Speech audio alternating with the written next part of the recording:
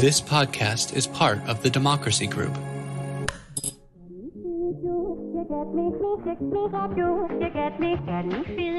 Welcome. We are talking politics and religion without killing each other. I am your host, Corey Nathan. I am so grateful to have a place to talk about faith and politics and big ideas in our culture with all kinds of interesting, accomplished folks of goodwill in good faith. And sometimes I get to talk to regular guys like me. And that's what we're doing today. It's also, before I get into that, it's an honor to announce that our program is a part of the Democracy Group, a network of podcasts that examines what's broken in our democracy and how we can work together to fix it. And remember to subscribe if you haven't already. Tell friends, give us a good rating, and leave a review. It really does help us become discovered so that more people can participate in these conversations. As I already alluded to, today is a different kind of a conversation than what we've been having lately. I'm talking to a friend of mine. On this program, I've often referred to, hey, I was talking to a buddy of mine and this came up and that came up, and we got to figure some things out across our differences. And I figured, this fellow Darren, he is a friend of mine. We've known each other for several years, and over the years, we've discovered that we have different points of view on various issues. I found Darren to be very informed, very thoughtful. I don't know, how many of our audience agrees with some of his positions, but that's kind of the point. We talk about some issues that bring out the passion in a lot of folks, and people feel very, very strongly about. We get into gun legislation. He asked me toward the end. He asked me whether I like DeSantis. So we ended up talking about small business conservatism and how I think DeSantis isn't, the governor of Florida isn't an actual small business conservative. We talk about a lot of stuff, man. We learn about Darren's life and, how he began to form his political points of view. And keep in mind, we're two regular guys. We're not practitioners. We're not elected officials. But I think that's part of the point of this program. And that's why I thought it would be great to have Darren on, because we do disagree about a lot of different things. And I'm sure a lot of folks in the audience disagree with me about stuff, disagree with Darren about stuff. But, at the end of the day, we're able to have the conversation. And that's why I thought it would be great to do this, which we might do some more of on occasion. So I'd love to hear what you think. We're pretty easy to find. You can connect with me on all the social media apps, Facebook, Instagram, Twitter. I got another one this week, Tribal or something like that. We're on a bunch of them. So I'm at Corey S. Nathan on all of them, at Corey, S as in Sam, Nathan, at Corey S. Nathan. And you can find the show at politicsandreligion.us. And we're working on a new site. So pretty soon I'll have some updates on that for you. And in the meantime, I hope you really enjoy this conversation. It was fun for me. I hope it was fun for Darren. I'd love to have him back and talk about some more stuff. And again, let us know what you think. And now, here is my conversation with my buddy Darren.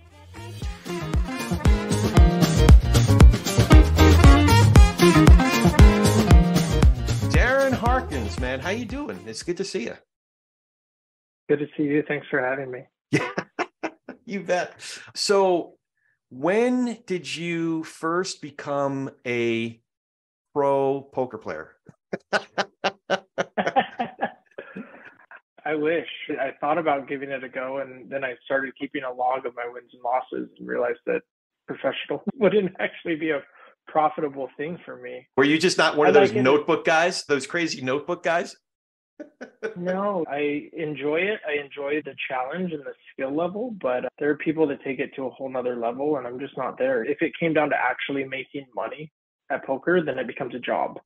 And then it takes the excitement out of it, and it becomes really stressful when you have to gamble your way into paying rent or your mortgage or something like that. We're going to talk politics and stuff, and the one thing that people don't realize, everyone thinks that politicians are so smart, and there's a few of them. But if you really walk through Congress, like maybe the senators are a little better because they are at least more politically savvy. But I would say the average IQ can't be much more than 100 if you walk through Congress. Like, honestly, and that goes for both sides of the aisle. People might be charismatic. They might get voted in on a name. But there are some really dumb people out there, and it really hurts. Like, I think that it's a very underappreciated job, and we should pay a lot more for these people, and we might be able to attract the type of intellect that could actually help this country. But instead, it's good pay, like 180 grand for a congressman. It's not bad, but there are a lot of people that are real smart that can make a lot more than that. One of my best friends is a very prominent attorney. I won't say his name or where he is because he wouldn't want me to share this. So I'll leave it anonymous, but I've mentioned it to him. I've met a bunch of his friends where he lives now. He's been down there for about 30 years. And I know for a fact that if he ran for mayor, dude could win an election for mayor. If he ran for U.S. Congress, he would have the support. He would know how to wrangle an effective campaign. He would win for U.S. House. Could he possibly even win for you? But he goes, I can't afford it. Why don't you do that? Because I can't afford it. But did you grow up in Santa Clarita? I was born and raised in Santa Clarita since I was a little kid. My all-American home, if you will. My mom was a nurse. My dad was a firefighter. I was raised in Santa Clarita, so was my wife.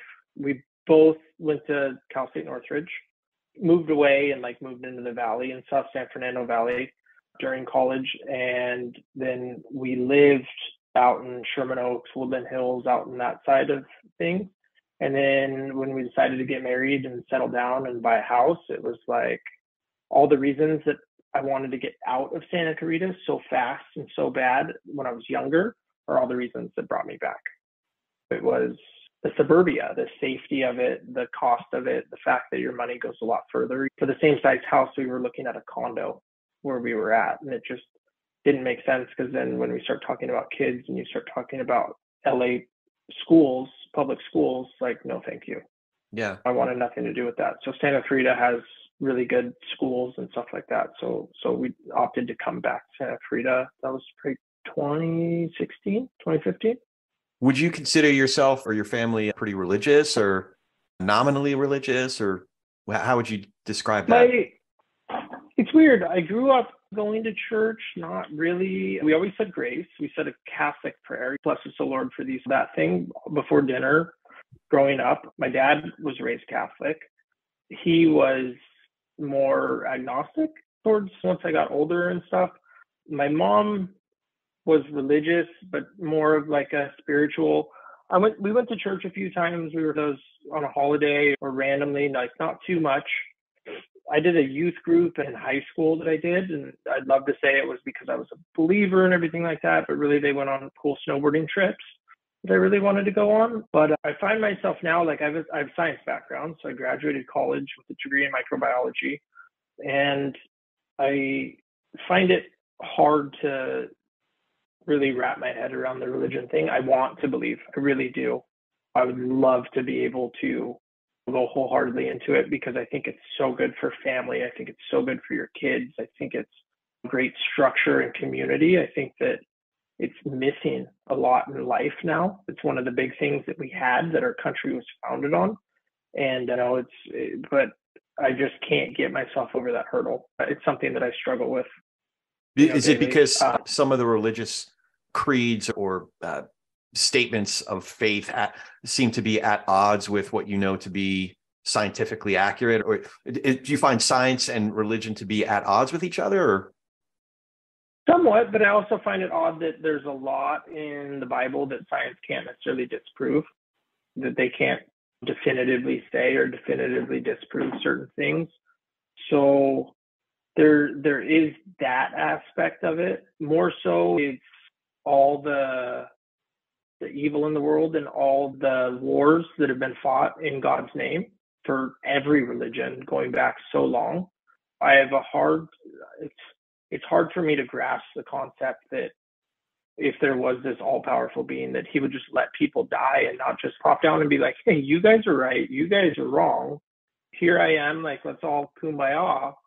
And you're talking millions of deaths and suffering and really horrible, heinous things that have happened in the past in the name of God, that it's just really hard for me to wrap my head around. And so that's one of the parts I struggle with. And I know there are counter arguments to all that, but I think that's one of my big things. I don't say that I'm atheist. I don't like that.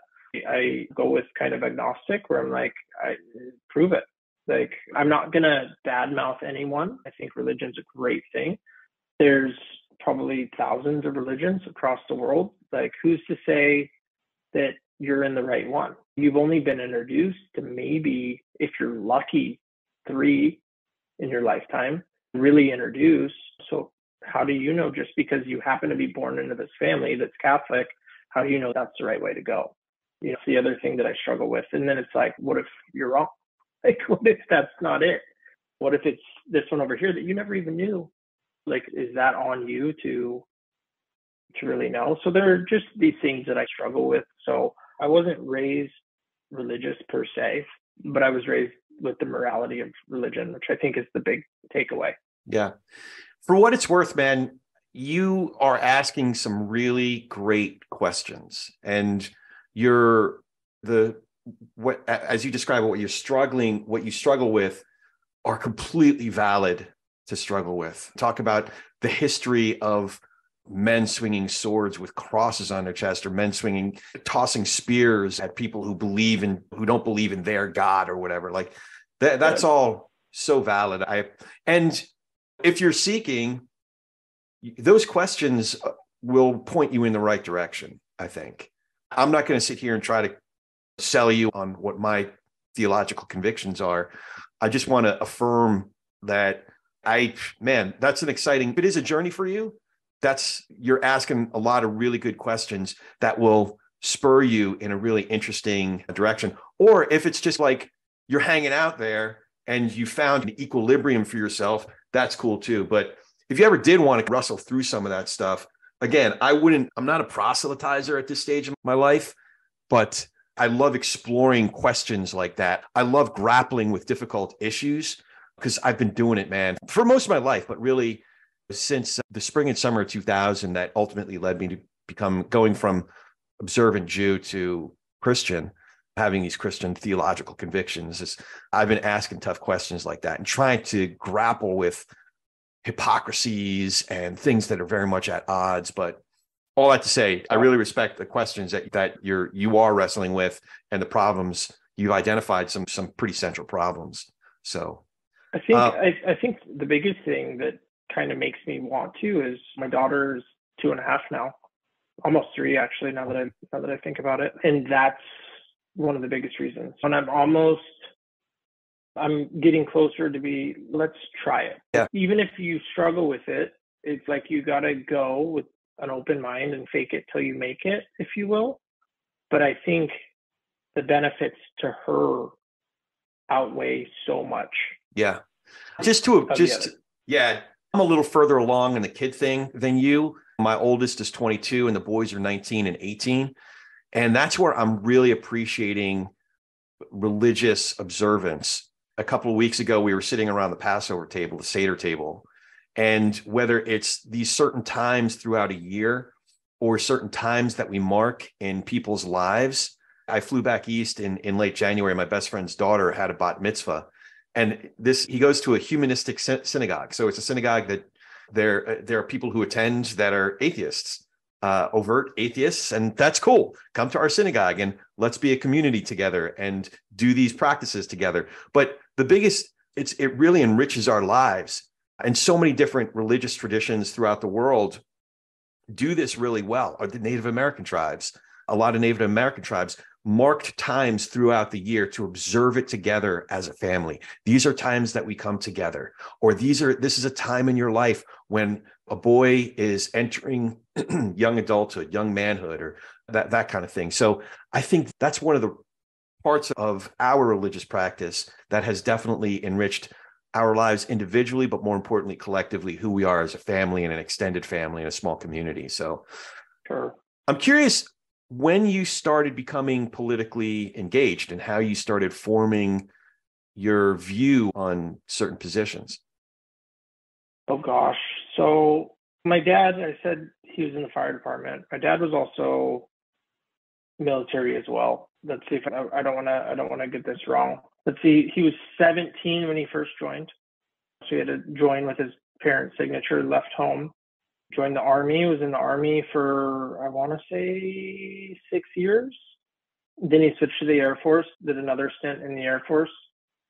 Then he got out, went to college, did National Guard at that point, went to college, got his nursing degree, used that because it was a backdoor to get into the fire department. So he got his nursing degree while he could still work and pay for everything. And basically they say like paramedic school is kind of 6 months, nursing school is like 2 years, but the training is the same. So got his RN, was able to then challenge the paramedic test with LAFD, got into the fire department. But all the time he still did National Guard. And he did National Guard for 30 some odd years. Oh, wow. So he retired a lieutenant colonel in the Air Force. He retired a captain for LA City Fire. So he was gone a lot more than I would like as a kid. But he was also like, a lot of people will say, oh, my dad's my hero. My dad was, and I can legitimately say that, but also my dad literally was a hero to me. So, and he was a hero to others as well. And so I grew up listening, like he would have Rush Limbaugh on in the car. Like it was one of those things. He taught me how to shoot a gun when I was 4. Like the story goes, he bought, when my mom was pregnant with my sister, they didn't know if it was a boy or a girl.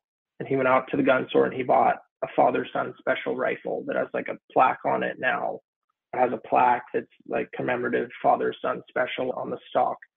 And he bought that, and then girl comes out and a little disappointed, if you will, or whatnot. But two years later, I was born. And so the story goes, that was my rifle since the day I was born.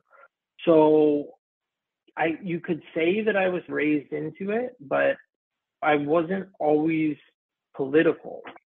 I was very pro-gun, but I wasn't necessarily political until kind of later. I would probably say the last decade, maybe. Okay. You know, where I started involving myself a little bit more because I realized the way I vote really matters. Once I started making decent money out of college, and I realized how much taxes affected me, how much representation affected me, how much all the factors mattered when buying a house and everything, you know, that everyone thinks, oh, this doesn't affect me, but it has. Even local stuff affects you. School board will affect me in another couple of years. So all that stuff really matters. And so I started doing research before I voted. It wasn't just check all the R candidates. It was see what these people are all about. And I've just gone from there. I enjoy feeling informed. I have friends that are just ignorance is bliss. Like I have no idea what's going on in the world at all. Right, left, center, they just have no opinion. And it's like, it's hard for me to fathom why, because this stuff is important and this is the future of our country. So I think that it matters a great deal. Have you ever voted for somebody who's a declared Democrat? I would, but I can't say that I have. So what would that person look like? So you could imagine a possibility of voting for somebody who's a Democrat. What would the circumstances be? Would they be a Democrat that bucked their party sometimes, or what would be the circumstance? It would probably be like, so if you want to talk about older Democrats, I'm much more in line thinking with that. Like John F. Kennedy, even Clinton to that matter. Oh yeah. Like Bill Clinton. So if you look at his platform versus the modern day who's running Joe Biden's platforms or anything like that, they are so modern day politics and Democrats are so far left of even Bill Clinton. It's shocking. Even at the start of Obama's term, like he was for border security and all these policies and things that they said were, now they can't say it. Like that's like that's taboo to even say that. But definitely like Kennedy, Bill Clinton had a balanced budget, which I'm very much for. Like, I think we are headed into disaster territory, just exploding the national debt the way we're doing. Like, eventually that bill is going to come due. There's a lot of weird stuff happening in the news right now. It's really hard to suss out what's fact and fiction about who's going. But if the dollar loses its strength, which kind of appears like it might be, it could really hurt us, especially all this debt, because we just, right now, we can have all this debt because we're still the currency that the world uses. So it doesn't really matter right now. But if the world decides to adopt another currency, then we can be cruising for a bruise, and that debt will only hurt us. You can't just cash in all these blank checks and not expect the rooster to come home to roost. You just covered a lot of ground there, but I want to focus on something you started with, just the debt and deficit and what the Fed's doing with interest rate. Like, that's a whole other conversation. I'm not necessarily equipped to go into that, but I do want to push back on something that you said. So when Clinton was president, Rush Limbaugh, you also mentioned Rush Limbaugh. Rush Limbaugh was talking about Clinton as if he was like so far left, he was Marxist, and yet, as well as what's his name, who was Newt Gingrich, was Speaker of the House, was talking about, like, Newt Gingrich was raising the heat on the language of how he publicly talked about his loyal opposition, the Democrats. He couldn't talk about them publicly without completely demonizing people on the other side of the aisle. And yet, Clinton and Gingrich ultimately did a lot of their best work together. Yep. So similarly, the public rhetoric is one way. But if you look at what actually got done in the first 2 years of Biden's administration, I think a lot of the biggest pieces of legislation, not so coincidentally, were bipartisan pieces of legislation. Like, we're probably going to end up talking about guns today, but we already have a little bit. But I think it's not coincidental at all that it was a senior senator, Republican from Texas, who led that legislation. I know it was like just very incremental, but he's the one who led the legislation he didn't call it gun reform. It was like mental health or something like that. It was Cornyn's bill that he led. And that was the first federal piece of legislation having anything to do with guns. It was after Uvalde. And that was a Republican senator from Texas, who led the negotiations to get that bill passed into law.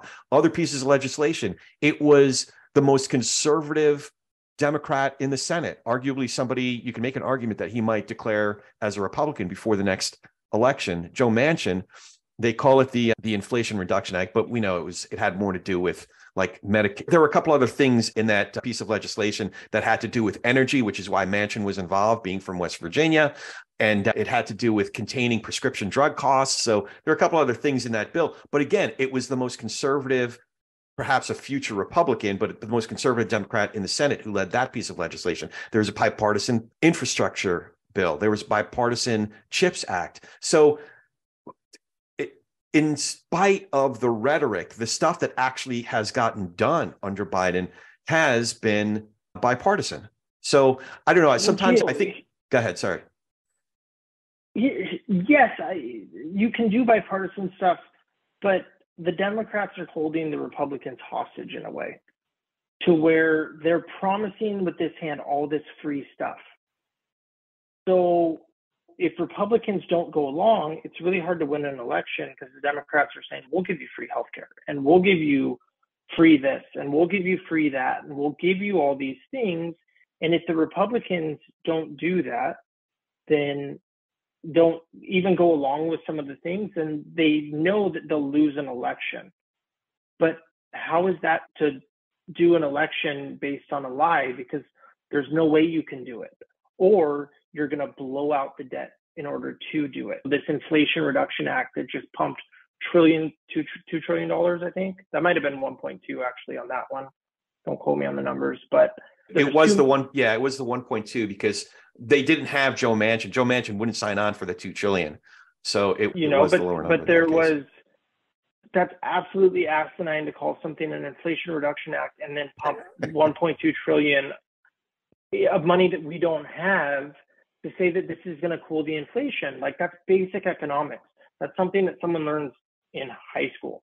Like, economics is very much supply and demand. And if you increase the supply of money and the demand for goods don't change, then it's going to hike up the prices of everything. That's very rudimentary, that causes inflation.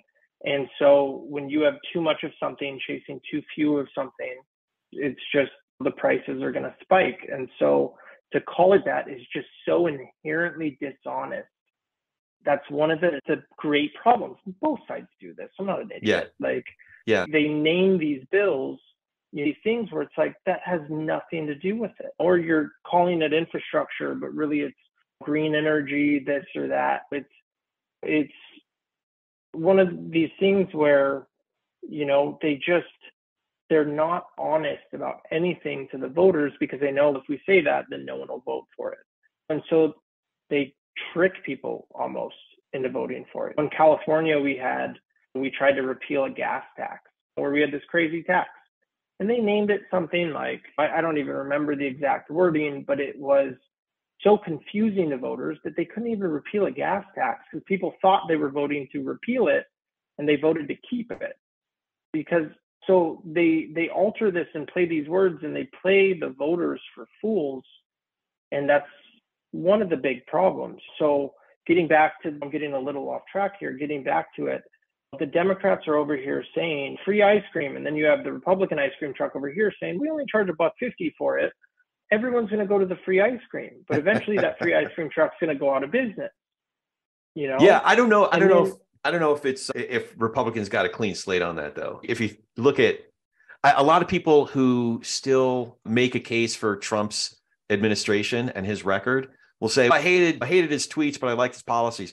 But at the end of the day, dude, was not very good in terms of the budget. Dude spent a ton of money. If you're looking at his P&L, he was pretty far in the red. You got to look before 2020 if you're going to do that type of analysis, because that 2020 and you had COVID come in, that changes the dynamic completely. In terms of the economy, the economy was doing pretty well. Thank you, Obama. Just giving you shit.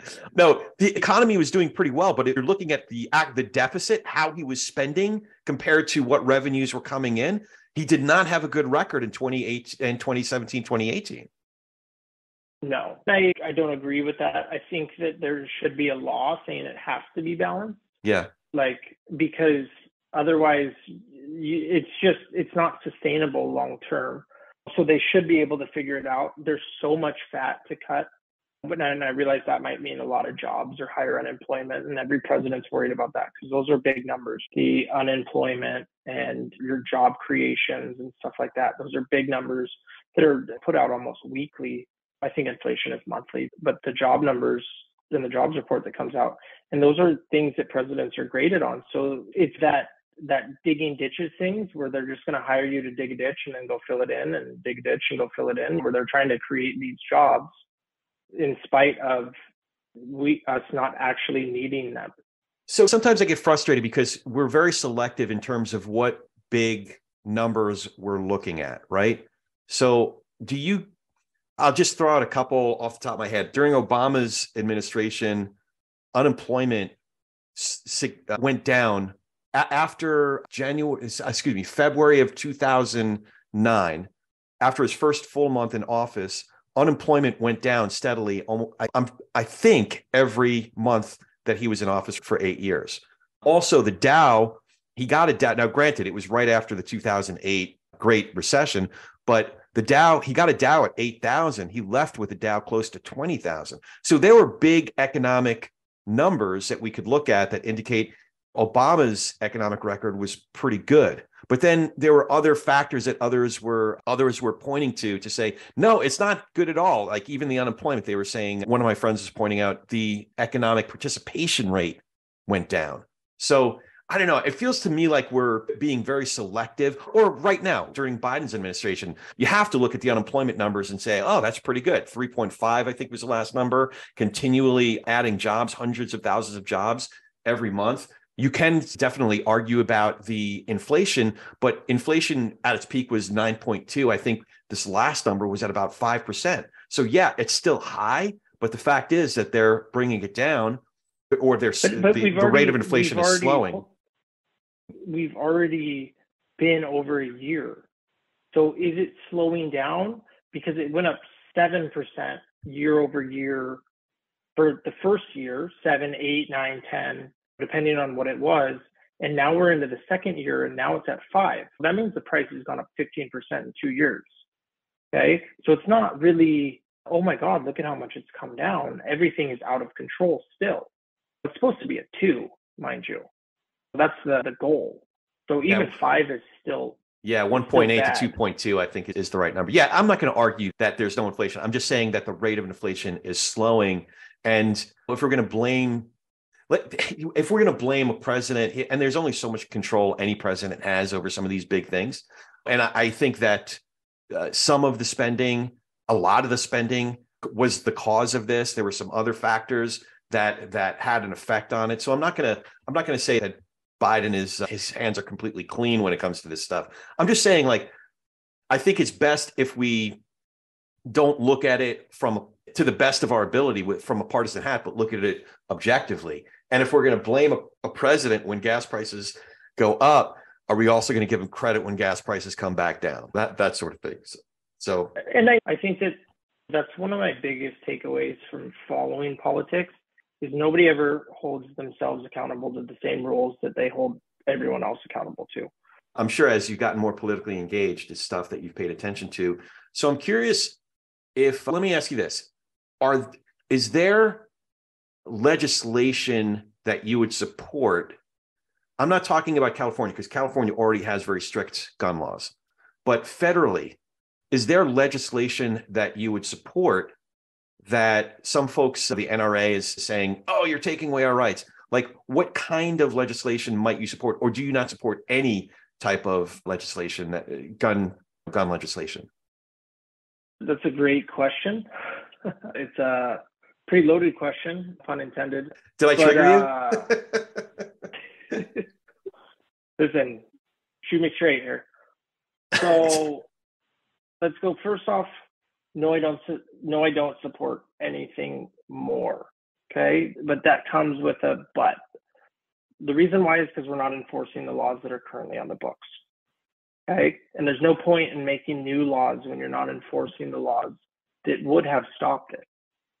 There are red flag laws that make sense when you talk about them as like, oh, yeah, you can report someone because they said something or said something online, and they can go and take all their guns and then they'll adjudicate it later. Okay, which sounds great, right? Like, that makes sense. And what happens when, it's an ex-wife that's mad at you and she just knows and she just wants to get under your skin, or a neighbor that you're feuding with because your dog keeps pooping in their lawn and they're like, watch this, I'm going to get them back. You can't strip someone's rights. And I say rights because it is a right in the Bill of Constitution. You cannot strip their rights without due process. So if you wanted to fast track some sort of hearing and give them their due process to figure it out, I would be much more inclined to support something like that. But there has to be a due process before you just go into full confiscation, because you can't take someone's right to defend themselves. God forbid you do that, and knowing the process now, you would do that, and then, okay, we'll put you on the docket and we'll hear your case in 3 months. What happens when somebody breaks into your house in that 3 months and you have no ability to defend yourself? And maybe you shouldn't have had a gun. Maybe you should have. But there are mandatory waits. So California has a mandatory wait. There's a 10-day waiting period when you purchase a gun. I've owned guns my entire life. I have many guns. Okay. I go into a gun shop tomorrow. I still have to wait 10 days. Where's the common sense in that? The whole idea was it was supposed to stop a crime of passion. So, okay, obviously if I wanted to do a crime of passion, I have plenty of firearms. There's no real logic there. So a lot of the laws that people are making don't make sense. They're very reactionary to specific situations. And it's always blame the gun, but let's not look at any of the other factors. If you want to look at almost every mass shooter, almost all of them, they exhibit very big red flags. There was the Parkland shooter, cops had been to his house multiple times. They had been reported and they still slipped through the cracks, and the laws were not enforced. So if you can't do that right, then no, I'm not going to support more laws, because what happens, someone wants to point towards assault weapons, and I'll put that in air quotes because There's really no such thing as an assault weapon, and that's a semantic term. It's a semi-automatic rifle. And there are so many people that I've talked to that think assault weapon means a fully automatic machine gun, that people are just mowing down kids or in these mass shooting events. And that's just not the case. It's one trigger pull, one bullet comes out. Joe Biden the other day said that an AR-15 bullet blows up inside somebody. Like, wait, what? No, does it go faster than a handgun round? Sure, but it's a lot smaller than a handgun round too. So an AR-15, I should have brought like a prop of like different size bullets, but an AR-15 round, like a 22 is what I learned to shoot when I was 4 years old. That's like the first gun you teach a kid to shoot. An AR-15 round, the bullet diameter is the same size as a 22. Okay, it's very small. They were originally created to, like, during Vietnam and stuff, because it was much easier to lug around and lighter, but there was a drawback where they weren't as lethal as a lot of, and that. Let me back up for a second, because you've already covered a lot of ground. So one thing, I get what you're saying, because I've thought that red flag laws is fertile ground for where there can be some bipartisan support. But to your point, it has to be well written and well enforced red flag laws. And I think there is a lot of precedent now, even in the state of Florida. You mentioned Parkland. There have been literally documented thousands of cases of preventions that have happened because of because of newly enforced red flag. I don't know if they call them red flag laws, but they're red flag type laws. And a lot of it, I might be speaking out of turn here, so I have to look it up, but a lot of it parallels restraining orders. So when there is a restraining order, it's a little bit more clear. They can follow the same processes to enforce already written red flag laws. But I did want to ask you, is there a limit to the right to bear arms? So talking about semi-automatic rifles, is there a limit at some point? Like, I don't imagine you would say that the right to bear arms covers my right to have a nuclear weapon, right? Sure. So where would that line be? I would probably leave that line up to 9 people smarter than me in the Supreme Court that could really do it. Because, should someone have a grenade or a rocket launcher or a Gatling gun or something like that? No, and that's been adjudicated already. Like, there are laws against machine guns. You cannot just go out and buy a machine gun. Like, you can't.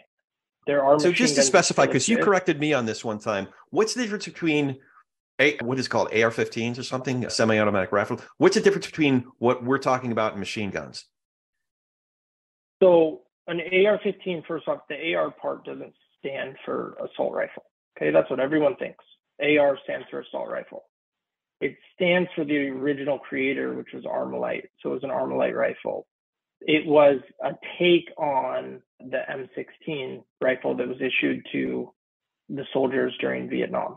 The M16 was fully automatic, or you could either pull the trigger, hold it down, and it would just fire, versus you could select it. You could do a 3-round burst where you pull one trigger, 3 shots go out, or you could do single shot, one trigger pull, one bullet. This came out, again, you're not allowed to own those. You're not allowed to own a machine gun, where that means you just hold down the trigger and it just fires. Okay? They don't sell those in gun stores. Unless you're a federally licensed firearms dealer, it's the only way you can possibly own one. And you're talking, if you own one and don't, there are massive penalties to this. Massive jail time if you own these types of things. So everything is very similar to a handgun. It's one trigger pull, one bullet comes out. It's the type of bullet, it's the length, and there are different factors. There's speed and stuff like that. But getting back what I was saying about the 223 bullet, which is the common AR round, the same size as a 22. It goes faster, so it goes 3 times faster than a handgun round, a round, give or take. So, but if you compare that to normal hunting rounds, something that you would shoot a deer with, a 308 or a 30-06 or something like that, that's a much bigger round that's a much faster round that has a deadlier range of much further. Getting back to what you were saying, where is there any legislation? The problem is you give an inch, it's death by 1,000 cuts with this type of stuff. It's the common sense of this law and that law. Like in California, you have to have all these rules. Like for me to own an AR-15, you got to have certain ways the action works, and you can't have a detachable magazine, and your magazines can only hold up to 10 rounds. And you can't have any of these evil modifications on your gun: forward handle, adjustable stock, flash suppressor, any of these things that are considered illegal that make it so that it makes it much harder for someone like me to follow the laws, and I have to stay up on the laws and modify my rifles accordingly, because all of a sudden they create a law and now I'm a criminal overnight, which I've done nothing wrong. I didn't go out and do anything, but they changed these laws, and so I could all of a sudden become a felon without even knowing it. But not only that, they create these laws, and then a mass shooting still happens. What nobody's willing to admit is that, first, no gun buyback or gun confiscation is going to happen. Okay, there's just no way. There's too many guns. You're talking about 400 million plus guns for 330 million people in the country. There's no way that would happen.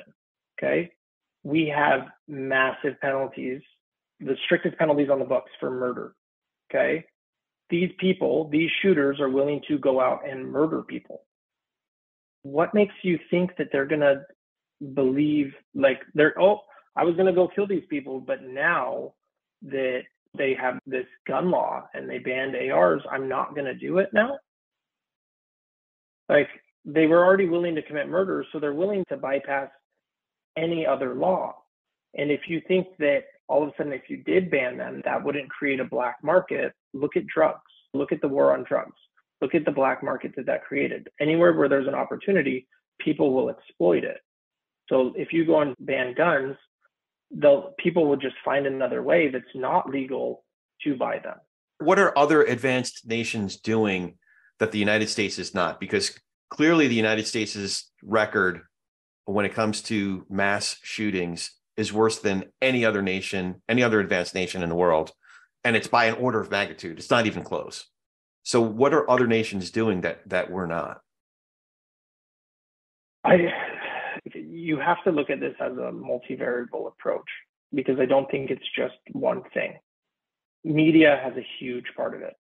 Okay. We have the 24-hour news cycle that started up, and these people want to go out and take as many people with them as possible, type of thing. They want to be that anti-hero. They want to be famous. They want their name and their picture on all the news stations, even if it's for the most horrendous thing.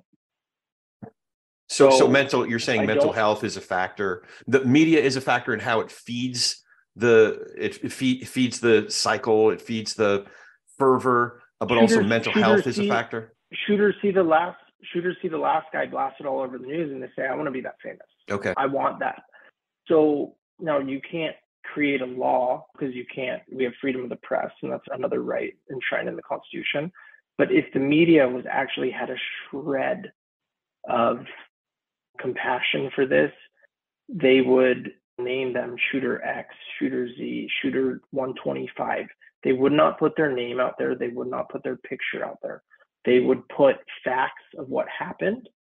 But I find a lot of outlets are starting to use that practice where individual media personalities are. You can't account for the entirety of media, but I do see certain outlets that now have that policy where we are not going to show this person's face. We're not going to mention their name, because that's part of what the point is. They've found is that they're going out in their glory. So, but it's that you can't. It's so hard to make that as a policy for all media outlets everywhere. Yeah. The other aspect of it is, so we've had guns in this country for a long time. My dad used to tell me stories about how he used to bring a gun to school, and it'd be in his truck, and they'd go hunting after. They'd go shooting after. This was normal. Mass shootings did not happen back then, but we had guns. Okay. The shootings didn't happen back then. So if we had the guns, what's changed since then? So I talked about the multivariable. So you had the media as a big aspect of it on the 24-hour news cycle and the fact that they have to feed into this. There's the mental health crisis that's going on. There's the pharmaceutical aspect of this that I think everyone glosses over. And I think it's a huge thing. I read something, and I don't want to cite it because I haven't been able to back it up yet, but 90% of all the mass shooters are on SSRIs or on what? antidepressants. Oh, SSRIs, antidepressants. selective serotonin reuptake inhibitors, which there's already enough controversy with those as far as they were completely marketed in a way that they don't have any effect on serotonin. Like, this was a big study that was done, I believe, in Europe that just came out. And I can get you that if you'd like to see it. But basically it was saying, like, no, this was completely marketed as, like, people were sold as, like, you have this chemical imbalance and you need to balance your serotonin, and it's not at all. If you could find that study, that would be great, because I'd love to put the link in the show notes. Yeah, I will. And so that is a big factor because SSRIs have a 1 in 100 chance of really negative side effects. People that lose all empathy and become very suicidal, it's about 1 in 100. And so when you have a combination of someone who loses all empathy that becomes extremely suicidal and now has no empathy for other people and other victims, you have a recipe that's a powder keg. And then they see this on the media and they're like, I want to do that. And so the video was just released. We mentioned Parkland. And I don't know what your audience is, but I'm going to go with the same thing where I'm not going to say the guy's name. But the shooter in that had a video on his cell phone, and he's like, yeah, I'm going to do this. I'm going to do it at Parkland. I think I can get upwards of 20 people. And like it's a game. So that's the other thing is violence in movies, violence in video games. There's a desensitization. First-person shooter games have taught people that have never held a gun how to shoot a lot better. Modern optics have gotten a lot better. They put a scope on it, they put a red dot, and then it just becomes put the dot over the person, and there's not nearly as much of a skill involved in it. The bottom line, though, is so we've caved in California, if you will, to all these laws, okay? And there's the handgun roster that I won't even get in. I maybe leave that for another time, but that's a huge thing that really infringes on people's rights. California, we've done all these things, but California has still had mass shootings, okay? It's not like California stopped them all because of all these gun laws. That's why they're talking about federal laws. Like if there was a universal background check, for example, one state can do it, but if we don't do it all 50 states, then it's not really a thorough enough solution. I don't think that you can buy a gun without a background check. In California? I don't know of a state that... In California? No, I don't know of a state. I don't know of a single state that you can buy a gun without a background check. You're going to get a federal background check in every state. But there are loopholes. There are loopholes like gun show loopholes and stuff like that? No, that's a common white lie. Okay. Like, so I know that's a lie in California. I shouldn't say that it's everywhere, but a person-to-person transfer, I just bought a gun off a friend, and we had to literally go into the store, and like literally I'm buying this off of him. He has to fill in all his information. I have to fill in all mine. They take the gun that I literally just bought, keep it for 10 days while they do a background check, and then I'm able to transfer it into my name. Yeah, listen, I know that California has really strict, comparatively speaking, strict gun laws, but the problem is getting something done federally because, again, the United States, as I mentioned before, record compared to every other advanced nation in the world is just atrocious. But listen, go ahead. Real quick, when I said that's death by 1,000 cuts, the problem is that you put this law on the books. Okay, there's a lot of talk about laws that nobody actually knows if they're going to work. And the strong suspect is they're not going to work. So you put this law in the books where you're not going to take it off. You're just going to add a new law, and you're just going to add a new law. And eventually you have Joe Biden who's out there, we got to ban all assault rifles. What happens when that doesn't work?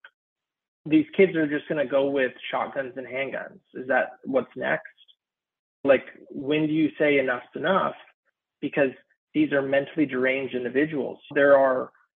We don't have nearly the number of other countries might have more mass shootings, but we also don't have the same numbers in violent crimes, home invasions, and stuff like that those other countries have too. So here's where I stand on it. I am somewhere in between. So what you're saying is enough's enough, but nothing has been done. I did mention the bipartisan piece of legislation that was passed last year, led by John Cornyn, Republican senator from Texas. But that had more to do with mental health than it had to do than anything having to do directly with guns. So I have some friends who are screaming, like, just get this done, ban assault rifles, do this and this. And they were upset about the legislation that was passed last year that Cornyn led. I forgot the name of the bill that became a law. And you're saying death by 1,000 cuts. If you pass this and it doesn't work, they're going to try to get something else. I'm somewhere in between where I say, no, let's get a federally well-written red flag law passed. Let's have universal background checks at the federal level, because I know certain states have it, but at the federal level, there are certain things that I think part of the problem, though, is that folks who are, I mentioned this the other day. I was having a conversation the other day with a fella named Pete Dominick, and I said to him, I have friends who are big Second Amendment guys. They're big 2A guys. And he just cut me off. He's like, I don't expect that. I don't accept that. I said, I'm just using it as a shorthand so you know who I'm talking. And he wouldn't even let me finish a sentence. I don't accept that because they don't even know the Second Amendment. And he started yelling at me. Like, so I got Pete, who I'm guessing Pete does want to come to your house and take your guns away. I don't know if that's his position, but that's kind of how impassioned he is about it. And then I have others, like I was sitting across the table from a dude who you have the We the People tattoo. He has in Latin or Greek or something, come and take them. I'm like, dude, nobody's coming to take your Tinker Toys, man. Like, relax. I'm almost sad for you that you got it tattooed on your forearm, because that's just not the world we live in. But that guy with the come and take them tattoo and Pete Dominick, they will never be in the same room together. I just feel like if we just allowed, somebody was saying, who is an advocate to pass strict gun laws, he came to the epiphany that, like, we should have folks who grew up inheriting their guns from their dads and who are we should have folks in the room with us while we're talking about this stuff. I think that would go a long way. And I know we've tried at the congressional level, the grade 8 or whatever the hell they called the 8 senators that were trying to get something done on immigration. That's something that we haven't even talked about. But like, part of the problem is it's so hard to get in the room together. And then if you get in the room together, it's so hard to go back to your constituency, say, listen, I actually collaborated with the enemy. I got in the same room with the left. I got in the same room with the NRA guy. Like, but I think we got to do that fighting in our own, for lack of a better word, in our own tribes. I can get in a room with guys who disagree with me on specific issues, and we could have really constructive conversations. If you get a chance to listen to that Pete Dominick conversation, it's the last episode that we released. If you get a chance to listen to that, clearly that's the fight that I need to be having. I need to be like, Pete, reel it in, man. Like, somebody who grew up inheriting a gun from his dad in a different sort of culture than maybe where you think, talking about that dude as if he is the enemy. You're talking about that dude before you even know who he is. You're generalizing, you're mischaracterizing, you're vilifying, and you won't even account for that. So I'm having that fight over there. I'm also having the fight in my church about theological issues. The fight that we need to have is not with each other, because we're not even talking to each other. Anyway, sorry, I'm going off on a little tangent here. You're right. And the thing is, one, the laws are written by highly uneducated people, or you have people out there stumping Joe Biden, I'm going to take the AR-15 and the round blows up inside you. That's just patently false. That doesn't happen. That's maybe in like James Bond or something, but that's not a realistic thing, that the round just goes through you. So you can't have people making gun laws that don't actually understand guns. Okay. Second thing is, there are common sense steps. If someone were to ask me, how do I stop this? There are common sense things that you can do. We've sent a lot of money to Ukraine for or against it, I'm not here to argue that right now. Maybe, not the time and place. But if we spent just a fraction of that on security for schools, this latest school shooter in Nashville, they, to my knowledge, still haven't released the manifesto. Okay. I think that they're holding off on it because it says a lot of things that aren't good for the thing. One of the, which they already admitted, was they know that they scouted other sites and chose that school because it didn't have the security. The other sites did have security. Okay. You want to talk about a job creation program? How about putting honorably discharged vets, armed vets at every school and pay them $100,000 a year? You're talking about a few billion a year. That's a drop in the bucket when all is said and done. And you have your schools where you have someone that has seen combat, that is tactically sound, that could react to a situation if needed. And yet you have people on the left that are advocating to take police out of schools. And it's really hard if you can't even agree to the facts. So one of the big things about your show and what I like about it is, how do you talk to someone? First, you have to agree on definitions, because if you don't agree on definitions and you don't know, you guys could be using the same word, and if you're not looking at it the same way, then there's going to be a lot of confusion. So there are certain things that you can do. I would argue that way too many people die of drunk drivers. Okay. And that would be like me saying, we need to pass legislation to get cars removed from the road. Why should I infringe on your right? You've done nothing wrong. There has to be ways that I can stop them from doing it. There has to be, but if you have laws on the books to stop that, everyone's acting like murder isn't a law on the books. And how do we stop them? They're already willing to commit murder. They're willing to break any other law that you create. So that's not the way to stop them. That's just a silly thing. And if you ban assault weapons, or one of the things, and I hate using that term, sorry to everyone that's yelling at me and they're listening to this. If you ban these types of rifles, that is the one thing that you have that, is very effective at defending your family. Very effective, like COVID, when you had all these riots and stuff, that's a scary time. When you talk about groups of people, what people don't understand is you have guns to be able to provide security for yourself and defend yourself from your family. You also have it to protect against tyranny. Every government that's gone tyrannical, which is, to my knowledge, almost everyone in the history, if they haven't gone tyrannical yet, eventually they do. Okay? Their first step is to take the guns. Look at China, look at Cuba, look at Russia, Soviet Union. So everywhere that's gone that way, they take away the guns. That's the first thing they do. They disarm the population, and then they can jam through some really messed up things and rules, and there's nothing you can do about it. Now, I'm not saying go fight the government. That's not what I'm saying. But the fact that we have the ability to do that is a check on the government. It is also a check on other countries invading us, because they know that we have a 400 million plus surplus of arms at our disposal, and it would mean absolute guerrilla warfare going through the streets. So we could talk for hours just on what you just said, because I don't know if I would probably push back on your accounting of history, at least a couple of chapters that you cited there. But like I said, I don't want to go there, because that would open up another couple hours alone. Sure. Also, just the use of the term tyranny. To your point, we'd have to define the terms, because I think there are things that are examples of tyranny right now, or at least leaning very heavily in that direction, that are subverting the democratic process. But I don't think it's necessarily it's happening with today's version of the Republican Party. I'm not talking about conservatives in general, especially whether it's Burkean conservatives, Buckleyan conservatives, Sowellian conservatives. That's not what I'm talking about. I'm talking about, in particular, in the House of Representatives right now, the Republicans in the House and certain state legislatures. There are things that look a heck of a lot like tyranny, and subverting, doing things actively to subvert the democratic process. But like I said, that's a whole other conversation. I do want to ask you, we've been going along quite a bit already. I do want to ask you a couple questions before we start to wind it down.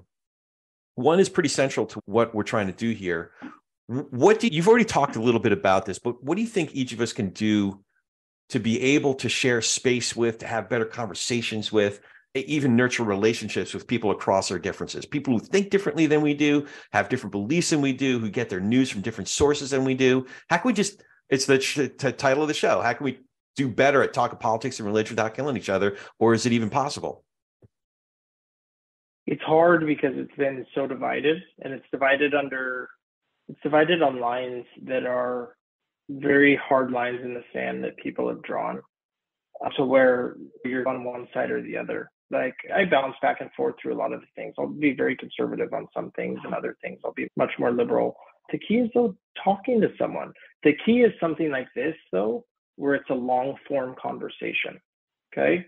The people that watch the news and get their information and think they know everything, because I watch all the different shows and they get their information from 10-second and 20-second and 30-second sound bites, where like you said, the gun topic could be hours that you could talk about this. If you're not willing to spend that time and actually have that conversation and be educated about the subject, then you shouldn't be talking about it, because you should be educated on the subject. So that's one of the big things, is a lot of people talk without actually knowing anything, and you have to be willing to listen. And there's a bit of like, okay, you can both be right, you can both be wrong, you can agree to disagree. It doesn't have to be that way. I grew up in a time where a lot of times people didn't talk politics, and it was just in the background. I think we all did for the most part, except for people growing up now. But I've had where people know I'm an outgoing conservative, and I've had people actually like unfriend me or not want to talk to me. And I'm still the same person that I've always been. And so you have to be tolerant to people and different views. Yeah. And you have to listen. Yeah, it's a really good point, that what you were saying a second ago about watching the news. The picture in my brain was like, we're watching the news in order to create the equivalent of a snowball to throw at somebody. Like, I only know about 10 seconds of this topic, but I just memorized one talking point that I can launch at somebody on Twitter or around a poker table and put an end to the conversation. That's another great point, is the social media aspect that I didn't even touch on. You cannot have these types of conversations in 160 characters or less, or however many it is now. And even then, I think that when you write stuff down, people reading it can take it 20 different ways depending on their mood. So I can write the most respectful rebuttal to someone's points and point out the reasons why they're wrong and it's a fallacy to think this way or whatever. And then somebody reads that and just goes, no, he's wrong, he's just an asshole. Yeah. You know? It amazes me, some people's capacity to read through a certain lens, that like, no matter what I say or how gracious I'm trying to be, they'll pick like one or two words and conflate it and mischaracterize it, because they're looking for, a friend of mine calls it oppositional politics. That's all they're looking for, is oppositional politics, and to vilify people that they disagree with about one thing. I try to avoid conversations with people that I'm not already in relationship with, but sometimes doing what I do, I have to do that. But yeah, we've encountered each other online, and I always love the fact that oftentimes we'll take it offline and be IMing each other, because we're able to like flesh it out a lot more than what those the Twitter feed does. Even then, though, you can't flesh it out. You're talking, and that's one of the big things, is it's boiled down to these really big topics. Yeah, dude, you filibuster me. You give me so much, like, you'll go do a comment. I'm like, wait, I don't even know what to respond to now. You just gave me about 24 different bullet points. Which one do I respond to? So, yeah. It's tough, and it just can't be done. It can't be done in any sort of productive way. And frankly, you're not going to win anything. That's the one takeaway that I've learned from talking to someone on the internet. You could be right. You could have all the facts on your side. It doesn't matter. You're not going to change anyone's mind. You're not going to convince them of something different on the internet. If you have a conversation face to face, there's a chance that you guys can end it and agree to disagree and still be friends. But the internet, just someone reads it or takes it the wrong way, and it can really hurt people. And I think that's part of where we've got to today that I think is really sad. Before, nobody talked about politics, Republican or Democrat. We all got along. There wasn't this huge divide. And now I think partially because of that media and that 24-hour news cycle and that fact that they need something and they need to create viewers. They need someone to watch this all the time. So they have to have controversy. Yeah. So even when it's not, they'll spin it out a whole cloth just to make it. Yeah. You make a lot of really good points.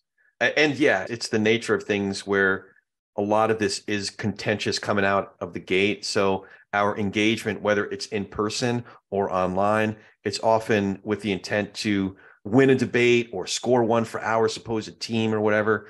I don't know, man. Like, I think it's better to go into something hoping to maybe understand someone better. And if someone then understands you a little bit better, I think that's a win for everybody. That's a way to win for everybody to win. And it's a way to like start to have dialogue with people from different backgrounds and different points of view. Maybe you could solve some of these things. To your point, like I've come to the conclusion doing this project that I am not able to turn somebody around 180 degrees in one conversation. I can't even turn somebody around over the course of years and years, 180 degrees. But I feel like we can influence each other by 1 degree. I feel like if I'm willing to take the time to understand somebody and hold on to this, what another friend of mine, Monica Guzman, calls a radical curiosity and an openness to that person's humanity, then that might be reciprocated just by this human osmosis. So I don't know, maybe it's pie in the sky. I might be completely delusional, but I'll hold on to my hopeful delusional. I think that people might find out that they have a lot more in common than they don't.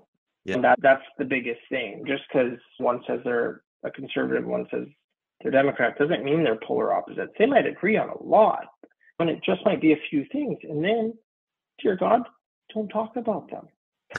You can still be friends, and you can just say, look, we disagree about this, and that's okay. You're not, when, somebody, if, your friend, I already forgot his name, but I am going to listen to the podcast. If he really wants to take my guns, okay, like, we just won't talk about this because there's no way that you're going to convince me that you should have my guns. Like, there's no possible way. And so, but that doesn't mean that we disagree on everything. Yeah. And there might be common ground in there that could be had. But if you only want to talk about guns, then we have nothing to talk about. I'm curious to put this up in contrast with that conversation I had. His name's Pete Dominic. I'm interested to put it up in contrast and specifically to have some of my friends who lean left to listen to both conversations and see if they have any surprising takeaways. I'm really curious to get some constructive feedback about that. I have one last question, and that is, do you have any questions for me? Oh gosh, I didn't necessarily. I almost feel like this is a job interview now. When that's the last. I should have told you I was going to ask you that. I apologize. No, I don't think I have questions because I partially know how you lean, and we've had prior conversations. But I think I got one for you. Okay. If DeSantis runs for president, would you consider voting for him? No way. Absolutely not. There are any number of Republicans that if they ran for president, I would be at least curious, if not outright supportive. I'm super curious about Tim, what's his last name, South Carolina Senator Tim, I can't believe it. His name just flew out of my brain. There's plenty of Republicans. Nikki Haley, I'm ambivalent about. Like Nikki Haley, right when she left representing the U.S. at the UN, I was super, at the very least, curious, if not really interested. But I would never vote for DeSantis because I'm actually a conservative and he's anti-conservative, specifically anti-business conservative. I think he is an effective executive now. Is that because of the Disney thing? It's partly because of the Disney thing, but also during the pandemic, he was telling businesses what they could and couldn't do. I'm a small business owner. I don't want the governor of my state telling me, like, if I came to the determination that in order to do the work that we're doing on certain sites, there are certain clients who wanted our crews to wear masks.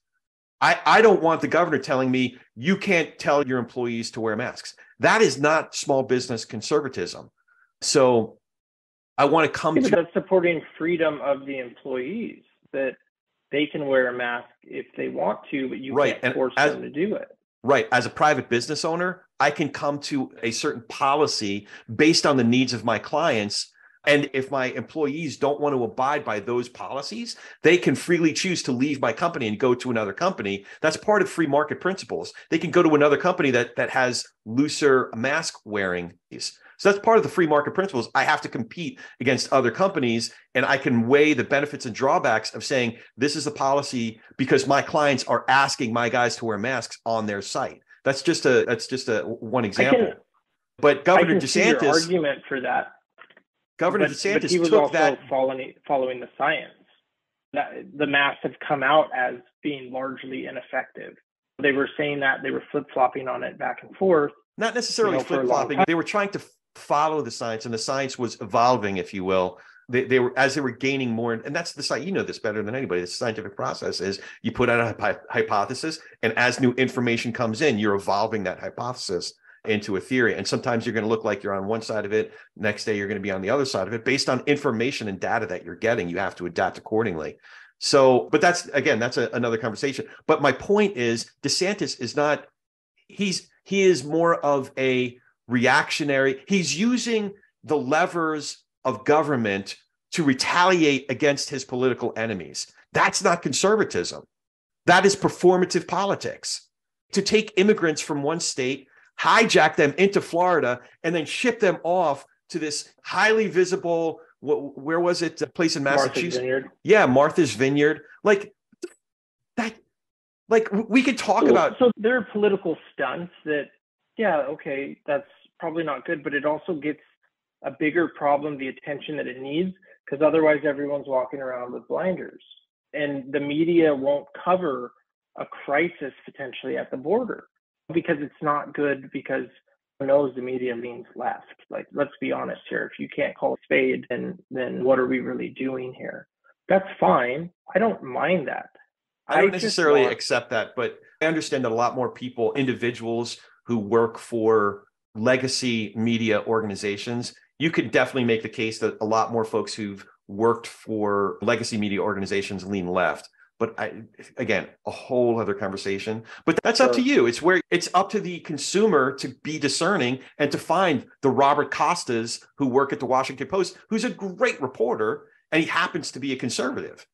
So it's up to you to find individual reporters that are doing great analysis, doing good writing and reporting. Okay, so I can see you makes a good point for why you don't want to vote for DeSantis. You would honestly vote for Joe Biden over that. Seeing everything that Joe Biden's done all the way, like, you, even though it's trying to be hidden, you can't honestly think that guy can actually lead a country. Like that he has the mental wherewithal to do that. He's not my top choice, but if my choice is Biden versus Trump, it's not even a choice. Biden versus DeSantis, to me, it's not even a choice. Because as a small business conservative, DeSantis is anti-small business conservative. DeSantis is really good if you really hate those liberals. If you wake up every day and all you want to do is own the damn libs, then DeSantis is great. DeSantis is for you. I just think that's like a fantasy land. That's exacerbating one of the mindsets of our culture. That's just making our conversations worse, making it worse harder to be neighbors, harder to go to Bible studies with people. He's exacerbating one of the worst problems of our culture. Not to mention the fact that. But you don't think the regulations of the left are strangling small businesses every day? So when you say the left, you're talking that, okay, again, a whole other conversation. You live in California, so the regulations and the taxes that you have to do, like Florida doesn't even have a state income tax. Like, so they have to be doing something that's, yes, I get what you're saying, where he forced businesses to not make their employees wear a mask. But He's also not forcing them to jump through a million hoops, apply for where business licenses cost you an arm and a leg, where you can actually compete and the free market can win. So that is conservatism in a sense where, okay, I don't think that there should be laws against you, but also I don't think that there should be laws against your employee. And that's a balance. And there's an argument to be made for both. So let me answer. I think really, this isn't necessarily the question you asked, but this is how I'm going to answer it. I would, if the most prominent feature of an elected official who's asking me to vote for them is that they're very visibly fighting the libs, fighting the liberals, fighting the left, if that's their most prominent feature, that I ain't voting for them. Because that's their guiding philosophy. My kids went to a Christian school whose real priorities were about anti-democratic or anti-democrat party, anti-left. If they were just explicit about who they were, I wouldn't have been as pissed about it. But they weren't really a classical Christian education. They were about anti-left culture of that school. Anyway, if in DeSantis's case, his most prominent feature is his performative political stunts that he does so that he can get a hit on Fox News. His guiding philosophy isn't Burkean conservatism. Yeah, but he picks things that aren't necessarily even conservative. They're like a 70-30 winner that he's picking. And those are the fights that he's going after. That's why he won by 20 some odd points in Florida, because he's not picking just the conservatives. He happens to be, own the libs in this because it's the radical left that is pushing this agenda that the mainstream America and moderates and independents and even right-leaning liberals are like, whoa, too far, everyone slow down, okay? Most people believe in having a secure border. Most people believe that kids should not be brought to drag shows. The drag shows are inherently sexual and you should not be bringing that. Just like I believe that a kid shouldn't go to a strip club, okay? Just like I believe that you shouldn't surgically mutilate a child because children can't fathom the longevity of a permanent decision. Just like a kid can't get a tattoo, okay? All these things that DeSantis is going after are winners in the book, 70-30 as far as the split. And that's why he became so popular. The problem is everyone paints him out like they pass a bill saying kids can't go to drag shows and teachers can't be talking about sexuality to kindergarten to third grade. Okay, you cannot be talking about sexuality. He just made that K through 12 now. That same law, he applied it to K through 12. They label it the "Don't Say Gay" bill. Like, wait, what? Nobody said that you can't say gay.